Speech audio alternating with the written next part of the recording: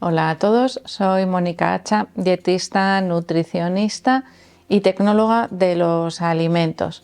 Cuando a nuestro hijo le diagnostican una celiaquía o una sensibilidad no celíaca al gluten, se nos suele caer el mundo encima porque desaparece de la dieta uno de los alimentos preferidos de los niños, la pasta. Vamos a ver cómo sustituirla.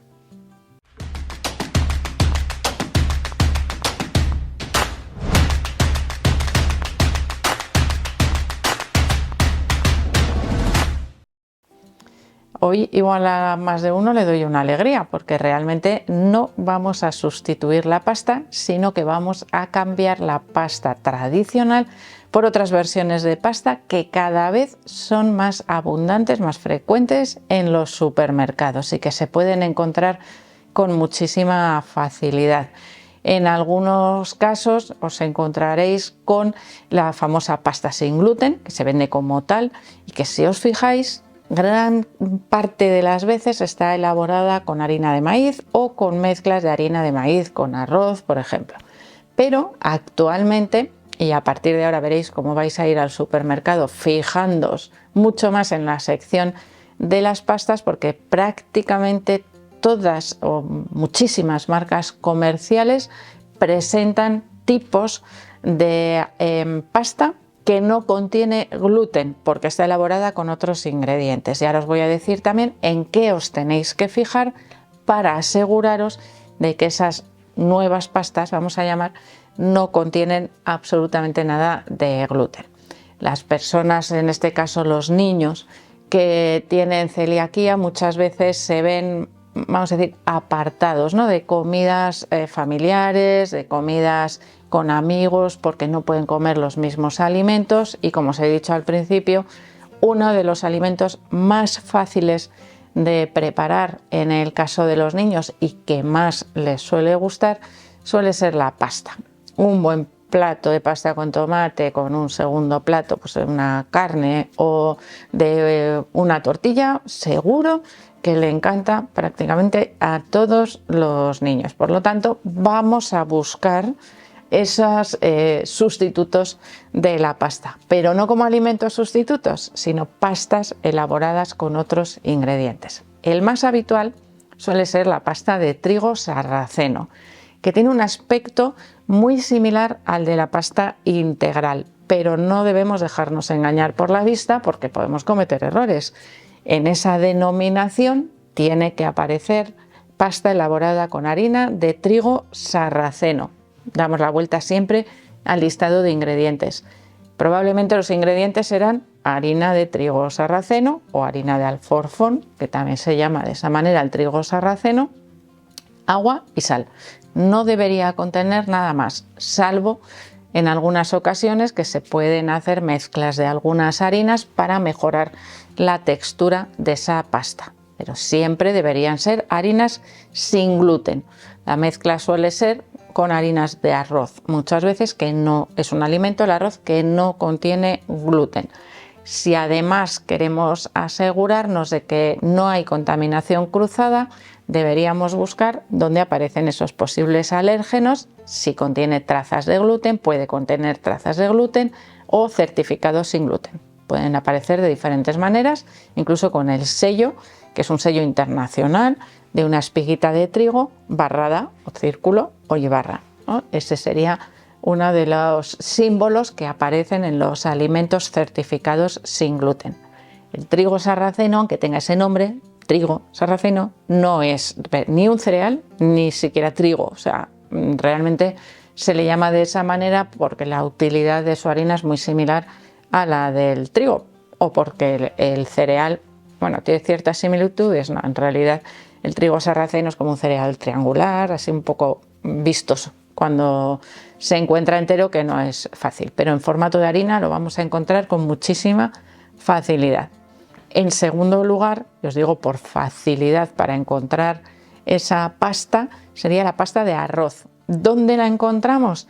En los sitios donde se encuentran los alimentos orientales. Son esos fideitos blancos, más gruesos o más finitos, que podemos encontrar asociado a esa, como os digo, a esa comida oriental. De hecho, fijaros en los ingredientes porque suelen ser exclusivamente harina de arroz y agua y a veces ni siquiera sal. ¿Cómo le damos el sabor? Con los alimentos que lo mezclamos. Tiene la ventaja además de que se cocina en muy poco tiempo con muy poca cantidad de agua. No hace falta cocerlo como la pasta, al menos cuando es finita. Cuando es más gruesa a veces nos puede hacer falta algún minuto de cocción, pero a veces simplemente con el líquido que sueltan otros ingredientes, por ejemplo con una salsa de tomate, tenemos suficiente para la cocción de esa pasta de arroz, que además absorbe fenomenal el sabor de los alimentos con los que se cocina, así que da muy buen resultado y la verdad es que suele gustar también mucho a los niños. Tendríamos la pasta esa de maíz, de la que ya os he hablado anteriormente, que a veces tiene un precio, vamos a decir, más elevado por estar etiquetada sin gluten. Podría ser, pero realmente la harina de maíz tiene un comportamiento muy parecido a la harina de trigo y permite elaborar con cierta facilidad también la pasta. Tenemos también, por ejemplo, pasta elaborada con harina de legumbres, en concreto de garbanzo, lentejas rojas y de guisantes. ¿Qué nos permite? Imaginaros que encontramos las tres o que queremos mezclarlo con harina de trigo sarraceno.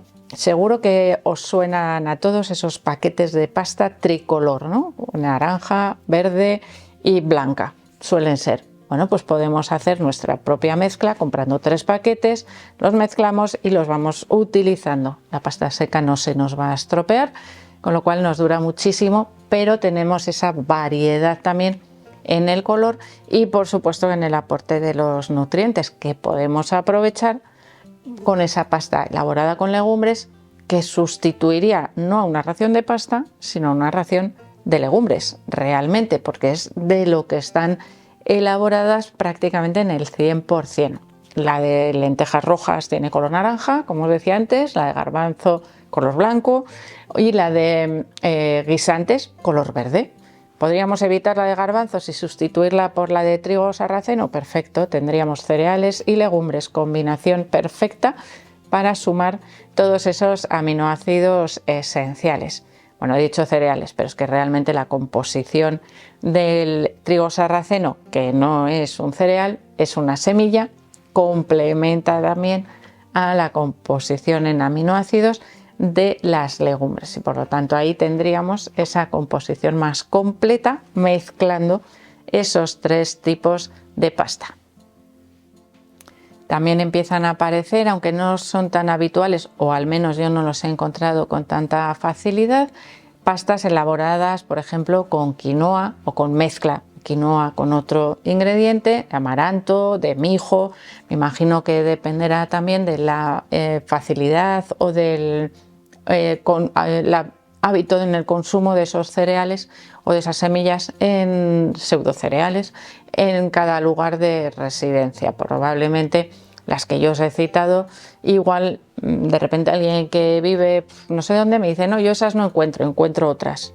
Lo que yo quiero explicaros con este vídeo es que existen posibilidades de esos denominados trampantojos de la pasta que no están elaborados con trigo, que es la harina habitual con la que se prepara la pasta, sino que están elaborados con harina de otros alimentos, de otros ingredientes. Y aquí tenemos que tener una pequeñita precaución. Cuando la pasta es tal cual, es decir, macarrones, espaguetis, fideos, no tenemos problema más que certificar el ingrediente y que esté sin contaminación cruzada, pero si la pasta es rellena, cuidado, porque tenemos un extra que vigilar, que serían los ingredientes de ese relleno.